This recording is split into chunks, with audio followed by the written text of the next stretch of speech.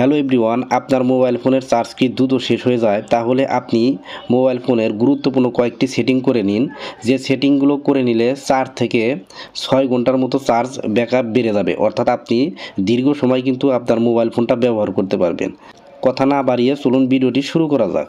তো 1 নাম্বার সেটিংটা করার জন্য আপনাদের মোবাইল ফোনের এই সেটিং অপশনে যাবেন।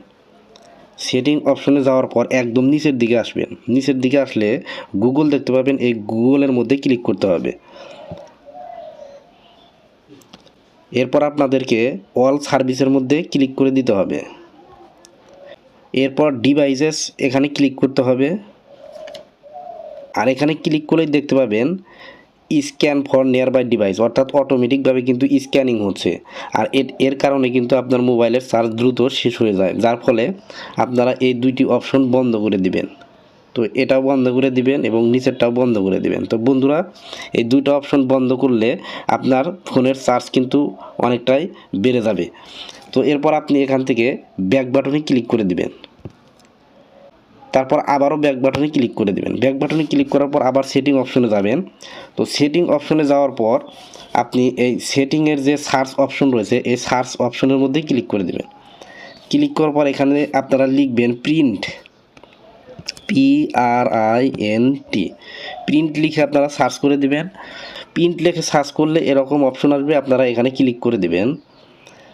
ক্লিক করার পর দেখেন ডিফল্ট প্রিন্ট সার্ভিস এটা অন আছে, আপনারা এখানে ক্লিক করবেন।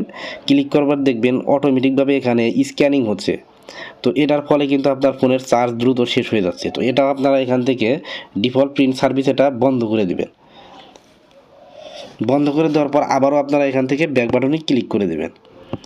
তো দুইটা সেটিং কিন্তু আপনার এখান থেকে শেষ হয়ে গেল। তো ব্যাক বাটনে ক্লিক করে আবার সেটিং অপশনে আসবেন। সেটিং অপশনে আসার পর আবারও এই সার্চ বার অপশনে যে লিখবেন স্ক্যানিং, SCANNING, স্ক্যানিং লিখে সার্চ করে দিবেন। দেখতে পাবেন wifi and Bluetooth scanning option আছে, এখানে ক্লিক করবেন। তো আপনারা এখানে ওয়াইফাই স্ক্যানিং দুইটা অপশন দেখতে পাচ্ছেন, এটার ফলে কিন্তু স্ক্যানিং হতে থাকে, যার ফলে আপনার ফোনের চার্জ দ্রুত শেষ হয়ে যায়। তো এই অপশন দুটো আপনারা বন্ধ করে দিবেন। তো আপনার কিন্তু 3টা সেটিং করা হয়ে গেল। তো এরপর আপনারা এখান থেকে ব্যাক করে আবারও এই সেটিং অপশনে যাবেন। সেটিং অপশনে যাওয়ার পর একটু নিচের দিকে আসবেন। নিচের দিকে আসলে দেখতে পাবেন ব্যাটারি নামের একটি অপশন, এই ব্যাটারির মধ্যে ক্লিক করে দিবেন। ব্যাটারির মধ্যে ক্লিক করার পর তো এখান থেকে আপনাদেরকে পাওয়ার সেভিং মুড নামের যে অপশন আছে, এই পাওয়ার সেভিং মুড এই অপশনটা খুঁজে বের করবেন এবং এই পাওয়ার সেভিং মুডটা অন করে দিবেন। তো এটা অন করে দিলে কিন্তু আপনার ফোনের চার্জ ব্যাকআপ অনেকটাই বেড়ে যাবে। তো এরপর আরেকটি সেটিং আপনাদেরকে দেখাচ্ছি। তো এটা করার জন্য আপনারা